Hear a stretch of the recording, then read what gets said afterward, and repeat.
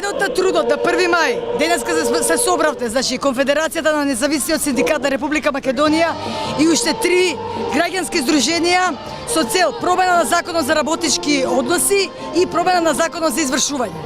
Значи не сме задоволни од двата закона. Посебен мотив денеска е законот за извршување, каде што се опфатени сигурно над 100.000 луѓе во Република Македонија. Само над 50.000 луѓе се блокирани. И то бараме од блокада на трансакцијските сметки на физичките лица во Република Македонија, бидејќи ова е вистински геноцид врз народот.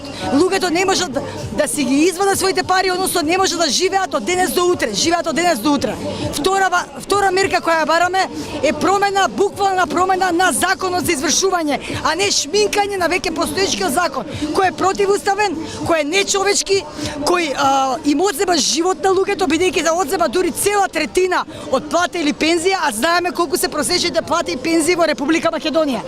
Трето, бараме да се вратат извршителите во рамките на судската власт, бидејќи до сега беа во рамките на извршната власт и покрај тоа станаа тешки капиталисти. Овде сме да го означиме почетокот на класната борба, да ја потенцираме класната борба, бидејќи да вистина се создадоа големи класни разлики. Од една страна вистински пребогати капиталисти, од друга страна огромна бројка на луѓе сиромашни, екстремно сиромашни, под прагот на европска сиромаштва и стандард. Да го чуеме уште еднашка обраќањето на Зоран Заев како опозиционер пред парламентарните избори 2016 година, кога, цитирам, кажува, ќе ги укинеме извршителите. Тишина, да го слушнаме. Ама уште душата остана кај народ.